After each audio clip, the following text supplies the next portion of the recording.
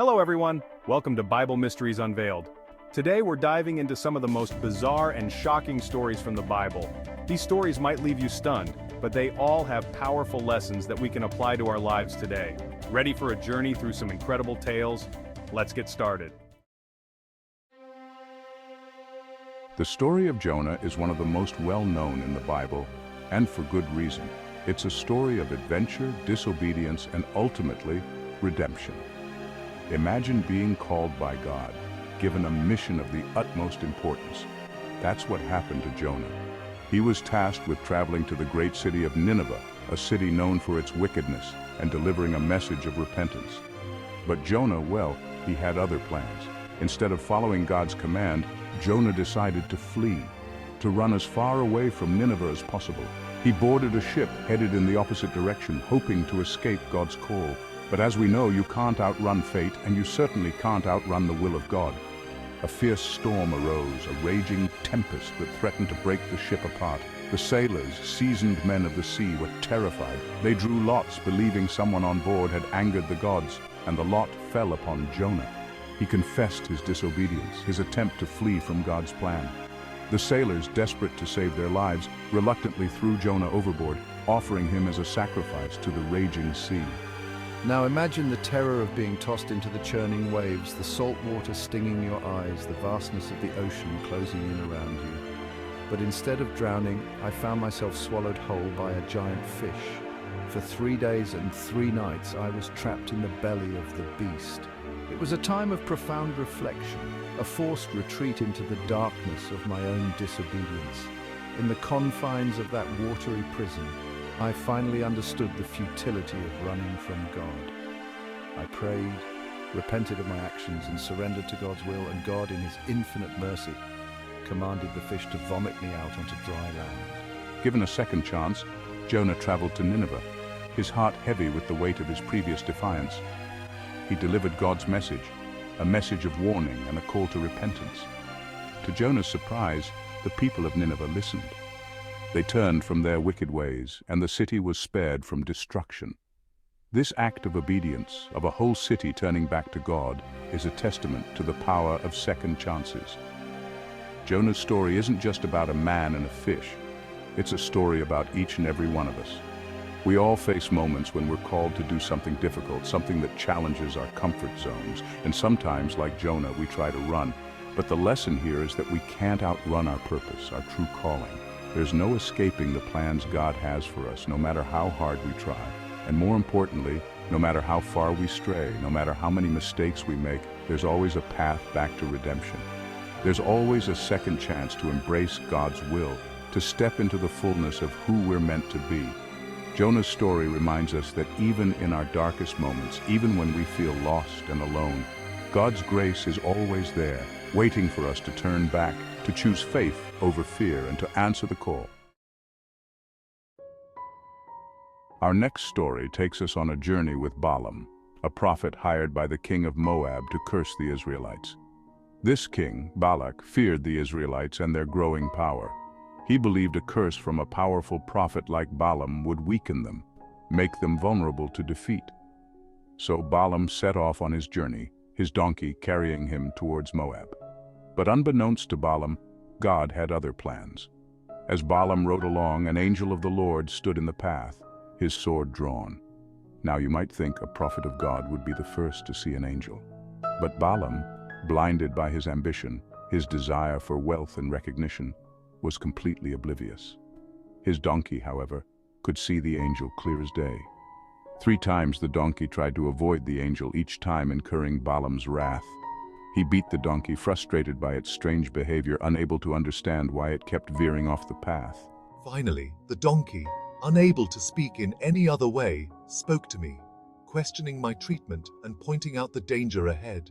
Imagine my shock, my astonishment at hearing my donkey speak. It was a moment that shattered my reality, forced me to confront the unexpected. And when my eyes were finally opened, I saw the angel, standing in the path, a messenger sent to deliver God's warning. The angel rebuked me for my willingness to curse those whom God had blessed, reminding me that God's plans are not easily thwarted. Humbled and repentant, I acknowledged my error and continued my journey, but not to curse the Israelites. Instead of a curse, Balaam, guided by God's hand, blessed the Israelites, recognizing their favored status in the eyes of God. The king's plan was foiled, his attempt to manipulate spiritual power thwarted by a talking donkey and a God who speaks in mysterious ways. Now you might be thinking, a talking donkey? That's a bit far-fetched, even for the Bible. And you wouldn't be alone. But the story of Balaam's donkey isn't really about a talking animal. It's about the importance of listening, of being open to guidance, even when it comes from the most unexpected sources. We often go through life so focused on our own plans, our own desires, that we miss the signs, the subtle nudges, the whispers of guidance all around us. We become so accustomed to the familiar that we fail to recognize the extraordinary, the divine interventions happening right before our eyes. Balaam, the prophet, the man chosen by God, was blinded by his own ambition. He couldn't see what was right in front of him. But his donkey, a creature often seen as stubborn and unintelligent, was the one who perceived the danger, the one who recognized the divine messenger. This story is a powerful reminder that wisdom can come from the most unexpected places. It teaches us to be humble, to pay attention to the world around us, and to listen to those around us, even when their voices seem small or insignificant. You never know where you'll find wisdom. It might be in the words of a child, the advice of a friend, or even, as in Balaam's case, the braying of a donkey. The key is to stay open, to listen with your heart as well as your ears, and to trust that guidance will come often when you least expect it. Our final story takes us from talking donkeys to floating axe heads, another seemingly impossible event that illustrates God's power and his attention to even the smallest details of our lives. This story involves the prophet Elisha and a group of prophets in training. These young men were expanding their living quarters, cutting down trees to build new lodgings. One of the prophets was borrowing an axe head, a vital tool in those days, and as he swung the axe, the head flew off the handle and landed with a splash in the river. Now, losing a borrowed tool is never a good situation, and this young prophet was understandably distraught. He confessed his misfortune to Elisha, the weight of his mistake heavy on his heart. Elisha, a man known for his compassion and his connection to God, didn't scold the young prophet or dismiss his problem as insignificant. He asked where the axe head had fallen, and when the young man pointed to the spot, Elisha did something extraordinary. He took a stick, a simple, ordinary stick, and tossed it into the river, right where the axe head had sunk beneath the surface. And then, something miraculous happened. The iron axe head, defying the laws of nature, floated to the top of the water. Imagine the amazement of the young prophet as he reached down and retrieved the axe head, dry and ready to use once more. It was a moment that reaffirmed his faith, a tangible demonstration of God's power and his loving care. This story, though short and simple, carries a profound message about the nature of God and his relationship with us. It reminds us that no problem is too small for God. He cares about every aspect of our lives, even the things that seem insignificant or mundane. The loss of an axe head might seem like a trivial matter, but to the young prophet, it was a significant loss. It represented his livelihood, his ability to provide for himself. And God, in his infinite mercy, saw his plight, his worry, and chose to intervene in a way that was both miraculous and deeply personal. This story teaches us to trust in God's timing and his unconventional solutions. We often limit God with our own understanding, believing that he only intervenes in grand, life-altering ways.